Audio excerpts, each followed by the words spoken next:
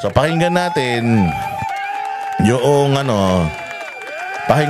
yung kwento, istoryahin ni Claire Castro para malaman natin kung nagsasabi ba ito ng totoo. O ito, sige, tinanong siya patungkol dito. After sabihin ng kanyang amo na no comment, ito na siya at sasagutin niya na yung mga katanungan natin. Nakakalungkot dahil yung mga pribadong tao na nagluluksa ay nadadamay sa pamumulitika. Lang. Yung mga tao, so una pa lang, paawa na. Yung mga tao nagluluksa. Sino ba nagluluksa? Si Lisa Marcos ba nagluksa? Kasi sa nakikita natin, mukhang hindi naman siya nagluluksa. Kasi kung nagluksa siya, sana, nung umuwi siya, sana nakita man lang natin nakaitim siya. Pero umuwi siya, umattend siya ng mga kung ano-anong mga gatherings, parang wala naman siyang pagluluksang ginawa.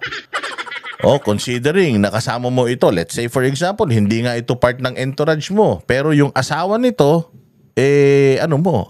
empleyado nyo. At kasama nyo siya. Kasi may kung nakitang kumakanta siya habang sumasayaw ka . So anong ibig sabihin nun? Meron kayong relasyon nito kahit papaano, nagkasama kayo kahit ilang araw lang. Ako nga, sabi ko nga sa inyo, unang araw pa lang nakasama ko si Jay Guevara, kahit papaano naging concerned na ako kagad sa kanya . Pero ito, nakasama mo, sinakantahan ka pa habang sumasayaw ka, ibig sabihin may relasyon kayo nito na more than work. Regardless nga kung hindi mo entourage, hindi kasama, sumabit lang sa inyo, yung asawa niya, empleyado ninyo, so kasama nyo to, namatay dyan sa ibang bansa, sana kinlaro nyo na kagad na namatayan tayo doon, kababayan natin, binangungot, ganyan, di na nagising, natulog. Hindi ba? Dapat may mga ganun, pero wala . As in, iniwasan ito, hindi sinagot. Ang sumasagot nga, itong spokesperson lang. Pero yung mismong inaakusahan, wala nga. Hindi, nagugulat nga rin tayo kasi minsan may mga media coverage siya, pero hindi natatanong sa kanya itong mga issues na ito. Kasi nga, noon, walang ebidensyang lumalabas. So, pwedeng hindi talaga nila sagutin. Wala yan. Wala nga silang may pakitang ebidensya ng kung ano-ano . Basta wala yan. Ngayon meron na. So ngayon meron na sila ngayong drama na mahiya naman tayo sa mga nagluluksa. Hindi porket nakaitim ka ngayon, Claire Castro, nagluluksa ka. Alam ko kung anong pinagluluksa mo ngayon na nakaitim ka. Pinagluluksa mo yun, namatay mo ng karir. Dahil simula nung tumanggap ka ng trabaho dyan sa mga kupal na yan at nagsinungaling sa iyong mga press conference, pinaglamayan na talaga yung karera mo. I am sure, the way na magsalita ka dyan, pronunciation mo pa lang, sigurado ako na magdadalawang isip na kumbaga, loko-loko na lang ang kukuha sa yung abogado. Sa totoo lang. Sige, diretso natin, nagluluksa daw. Ginagamit ng ibang mga obstructionist para masira ang First Lady, ang Pangulo at ang administrasyon na ito. Ha? Nagtatanong lang, sinisira na. Ano ka ba? Pag nagtanong, sasagutin mo lang. Sasagutin nyo lang . Ang dami mo na sinabi. Obstructionist. Sino ba obstructionist? Sino obstructionist? Yung bilyonaryo? Si Rigoberto Tiglao? Hindi ba? Ba't parang biktima na kayo? Anak ng tinapay, hinihingi lang ng tao sa inyo itong report dito. Totoo ba to o hindi? Simple lang naman yan . Sasabihin mo lang naman, hindi po totoo yan. Hindi po totoo yan. Sa katunayan, ito po ang ebidensya. Pak. So, hindi po, hindi po totoo yan. Di ba? Plain, ganun lang naman kasimple. Pero ang dami mo pa mga pakasakali ng mga obstructionist, siraan lang. namatay yan. Kasama nila, namatay. Anong sinisiraan dun? Claire Castro, paano siyang sinisiraan kung nandoon sila sa Amerika, namatay yung kasama nila, tapos baliwala lang sa kanya? Paano mo siya sinisiraan dun? Hindi ko talaga maintindihan kung saan nanggaling itong kabobohan ni Claire Castro na sinisira do yung administrasyon. Putang ina niyan. May namatay silang kasama. Totoo bang may namatay o hindi? Meron eh. Ibinalita, namatay. Alangan mabuhay kung buhay ito. Di sana pinresintan nyo na. Namatay eh. May namatay na kasama sila during business trip. During government-sponsored trip. May namatay na kasamahan sila.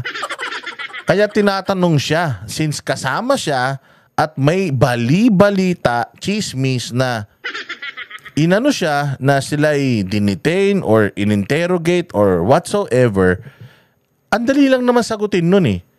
Oo, merong namatay. Namatay naman talaga eh.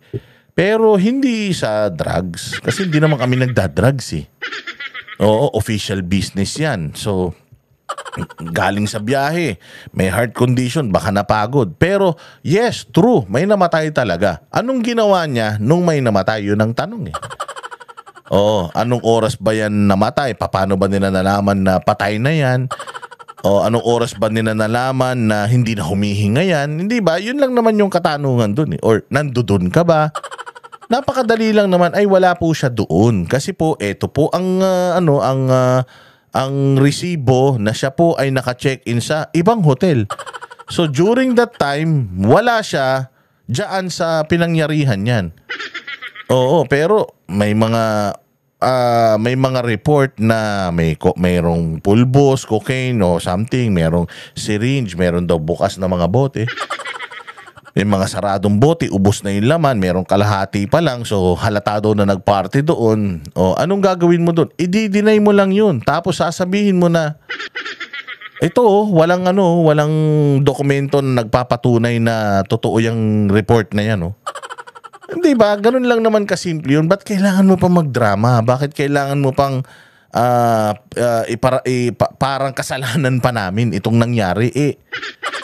Tangina silang magkakasama doon, official trip yun, ikaw na ang may sabi na kapag official trip, dapat pag-uwi, nagre-report. Ni-report ba sa inyo ni Lisa Marcos na namatayan siya ng kasama? Or kung hindi man nila kasama, ini-report ba sa inyo ni Lisa na namatay yung asawa noong staff nila? O hindi ba yun ang mga tanong na dapat sagutin? Sagutin nyo lang kasi, diretso. Hindi na yung ang dami pang pasakali, mag-iitim ka pa para mukhang nagluluksa ka. Pero ang pinagluluksa natin yung pagkamatay ng utak mo. Dahil yung utak mo, putya, hindi na gumagana. Kasimple-simple lang naman yan hindi ba? Kaya nga sabi ko, ano ba ang kailangan nating gawin pagka naghihinalaan ka na nagda-drugs ka? Di magpa-drug test ka. So, ganun lang naman kasimple yun. Tapos isampal mo sa mukha nila dahil alam mo sa sarili mo, negative ka. Pero kung alam mo sa sarili mo na positive ka, anong gagawin mo? Papadrug test ka ba? Kadali-dali lang naman sagutin niya ng Claire o diretso. Nakakahiya. Oo, nakakahiya talaga. Sobrang nakakahiya. Ang kanilang mga ginagawa. Oo, nakakahiya talaga ang kanilang mga ginagawa kung totoo yan. Kasi imagine, gamit nyo yung pera ng taong bayan. Imagine na kung totoo yan gamit nyo pera ng taong bayan, pumunta kayo dyan, wala naman talaga kakwenta-kwenta yung event na yan. Wala naman talaga kakwenta-kwenta yung event na yan, pumunta kayo dyan, tapos may mga video pa, party-party kayo, may mga video pa nga, nag-perform si Jokoy, something like that, nagsasalita sa mic, na sila-sila lang yung mga tao. You know what I'm saying? Nakakahiya talaga na may mga kasamahan ka na involved sa drugs kung totoo yan. May kasamahan ka na namatay na overdose sa drugs kung totoo yan. Nakakahiya talaga yun. Kaya we are calling for a hair follicle drug test. If the First Lady will be negative, kahit naman sabihin natin may history siya. Lumabas doon, history niya. Before silang makapasok sa Malacanang, okay lang yun. Pero yung ngayon, hindi ba, ibang usapan na yun.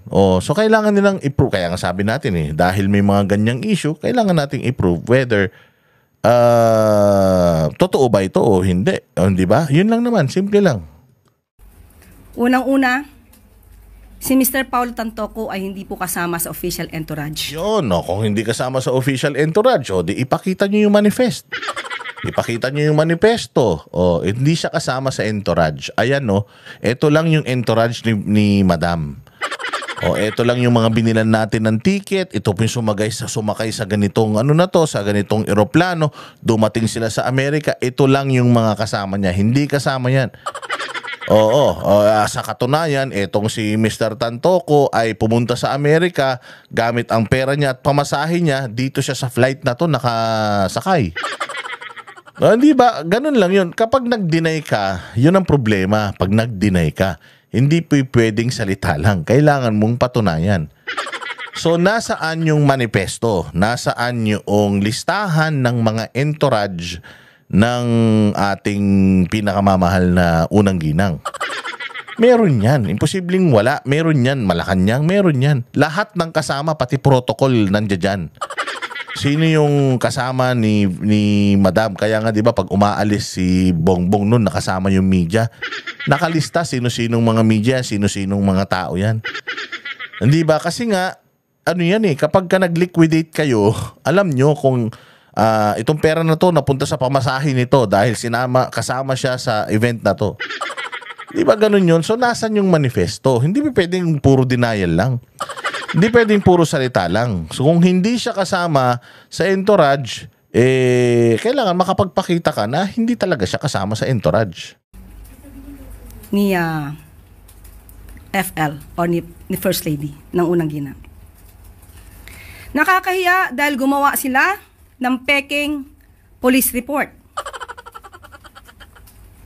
Naturingan journalist, mga dating spokespersons, hindi marunong mag-imbestiga ng sarili. Wala naman kasi nga silang sinabi na yun talaga yung dokumento. Kalinaw-linaw. Magbabasa ka lang, Claire. Gamit ng utak, babasahin mo lang yung post ni Rigoberto Tiglao. Alam ko naman, na-capture nyo na yan kahit tinake down niya na. Sabi niya, somebody vibered me this document. It's up for the people to believe or not. Di ba? Hindi na kasalanan ni Rigoberto Tiglao yun. Kasi wala namang malis yung kanyang pagpo-post because madalas naman siya nagpo-post. So pinost niya lang yun. Somebody gave this to me. Can somebody confirm? Siguro yun yung kasunod. Di na lang niya tinuloy-tuloy. You can just say, these documents are fake. Hindi po yan totoo.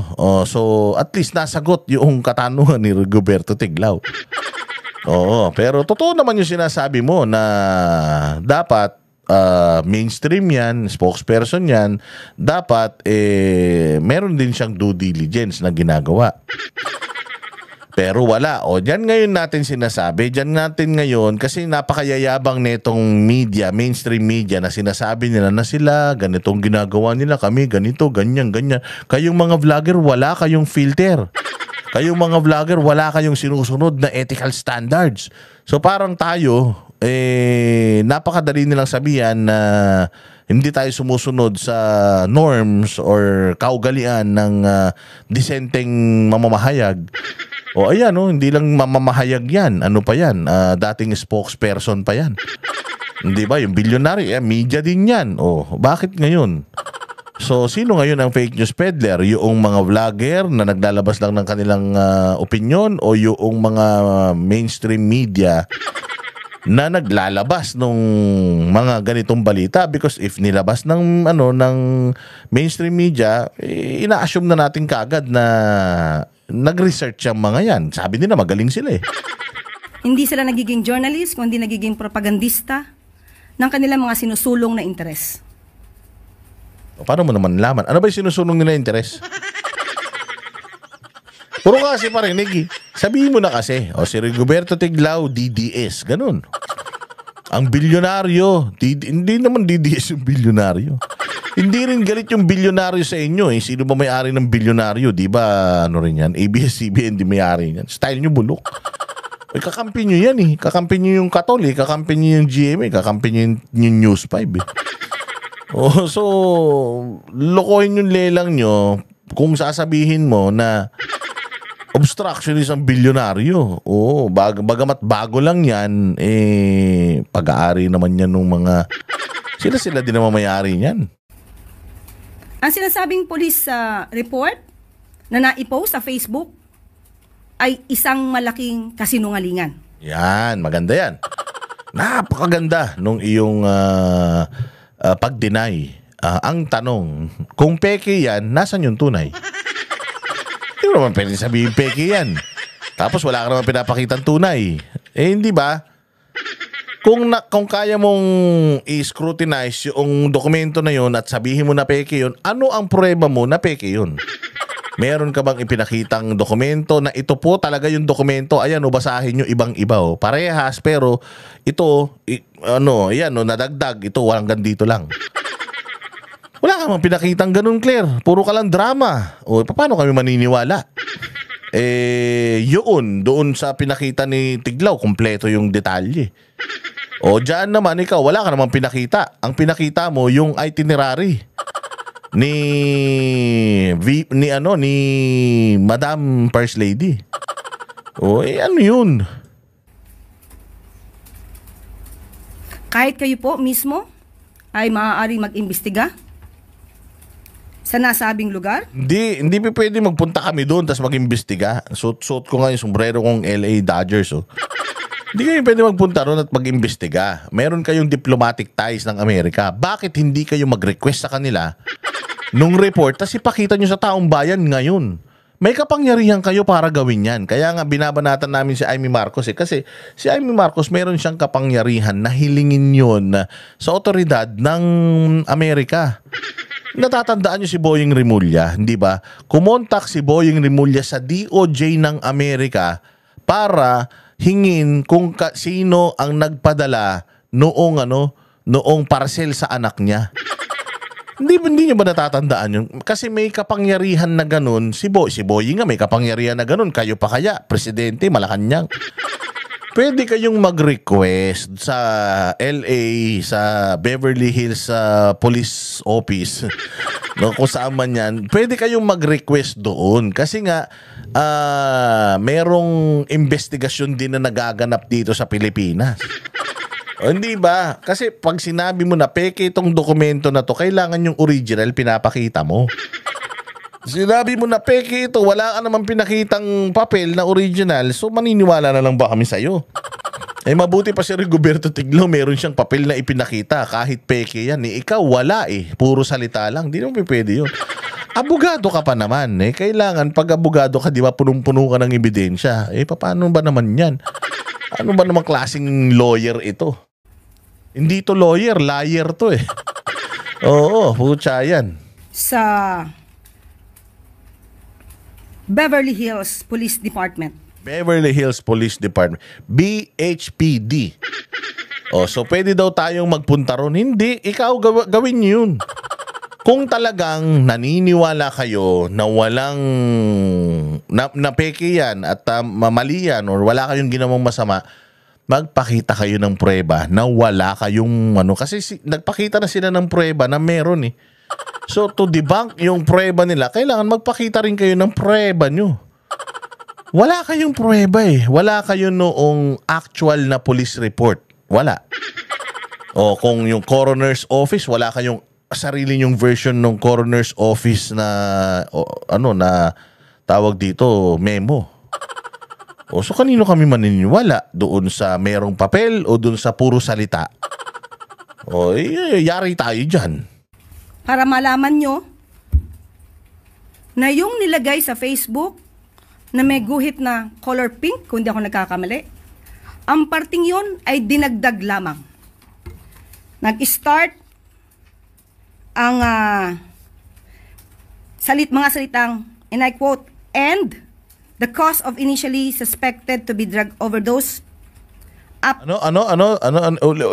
ulit? Cause of initially suspected to be mga salitang, and I quote, and the cause of initially suspected to be drug overdose up to the word Miro, yan po ay dinagdag lamang. Ipakita mo nga yung yung papel na hawak mo. Kung meron man ka, ipakita mo. Ba't hindi mo maipakita? So kanino kami maniniwala? Doon sa may pinapakita o sa wala? Hindi mo pwedeng ganun, Claire. Kailangan lagi kang may ebidensya. Bilang isang abogada, alam mo na kailangan mo yan para makakumbinsi mo yung tao. Wala ka namang kredibilidad. Hindi naman ikaw si Virgin Mary na hindi ka pwede magsinungaling. Hindi ba? Ang dami mo naman mga kasinungalingan ng binigkas dyan na para ka lang nagpapalit ng damit. Parang baliwala lang sa'yo. Nakapagsalita ka ng fake news ngayon. Ipapagpag mo lang bukas, nagpi-fake news ka ulit. So, reputation-wise, walang tiwala ang tao sa bibig mo. No, mas may tiwala yung tao doon sa mga nagpapakita ng ebidensya. O may pinakita si Tiglaw, ito yung pinasa sa akin, o dapat kinounter mo, sinabi mo fake news, pinakita mo na sana. Ito po yung totoong papel, o di ba wala yan? So, ibig sabihin, peke yan. O, yun lang. Ito ay mga gawain upang masira ang unang ginang, ang Pangulo, at ang administrasyon na ito. Gawa-gawa mo na lang yan eh. Gawa-gawa mo na lang yan. Hindi naman kasama yan sa hindi naman kasama yan dun sa tinatanong lang sila eh. Kung totoo ito, hindi, sinisiraan na kayo kagad. Anak ng tinapay, kayo pa biktima. Ang biktima rito, mga Pilipino. Imaginein mo, walang kakwenta-kwenta yung event na yan. Hindi naman yan makakatulong sa sa mga Pilipino. Magtatayo, maggagawa ka pa ng ganyan dyan. Meron ka ng Manila Film Festival dito, mag-film festival ka pa dun. Anak ng tinapay naman yan, no. Magkano bang dyan? Magkano bang kinita ng Pilipinas dyan?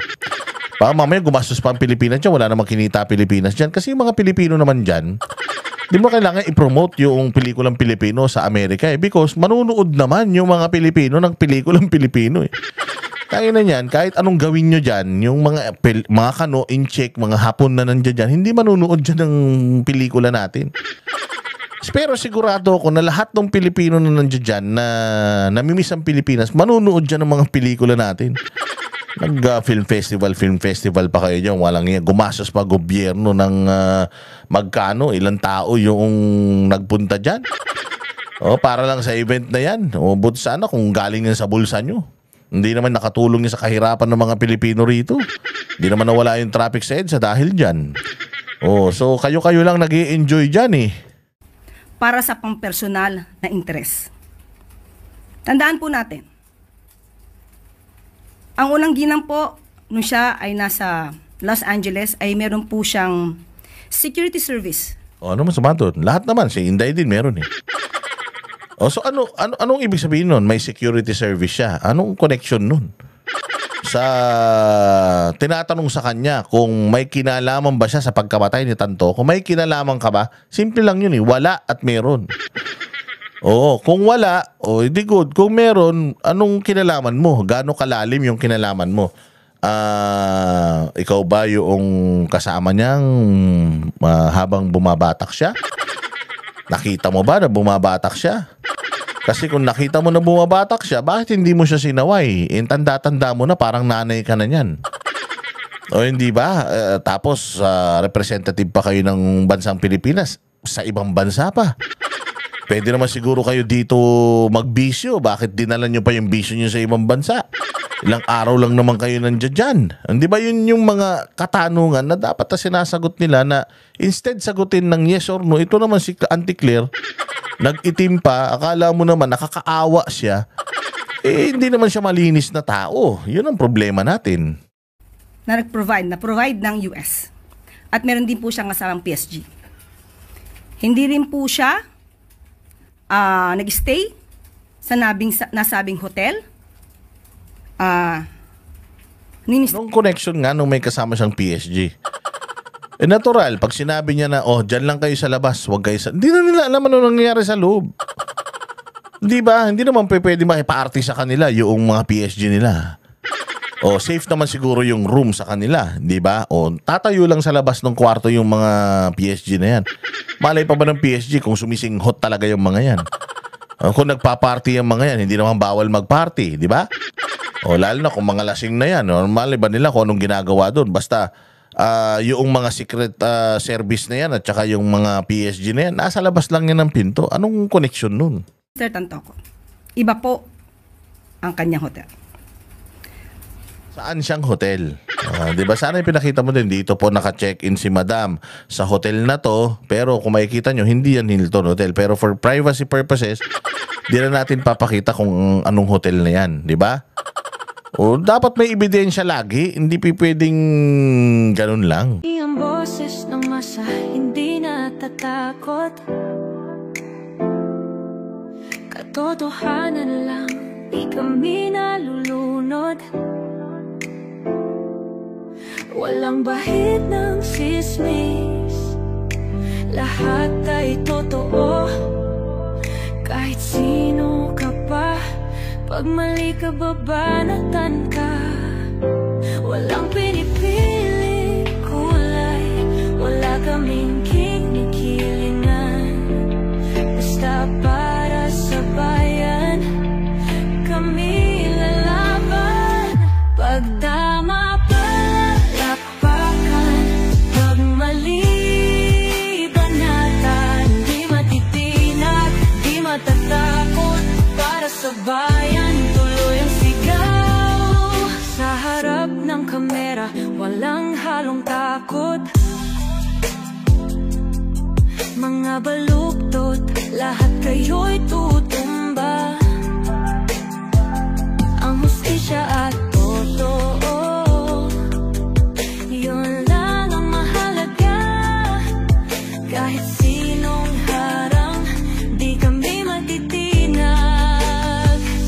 Walang pinipiling kulay, wala kaming kinikilingan. Basta para sa bayan, kami lalaban. Pag tama palakpakan, pag mali banatan. Di matitinag, di matatakot, para sa bayan tuloy ang sigaw. Kung nasa tama ka, ikaw ay aming kasama. Pero pag mali ka, handa ka na bang mabasag? Banateros kami, walang inuunan. Dahil bayan muna, bago ang sarili.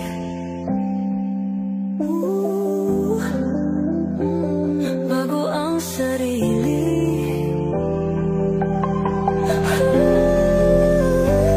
Pag tama palakpakan, pag mali banatan. Banateros ang sigaw, katotohanan ang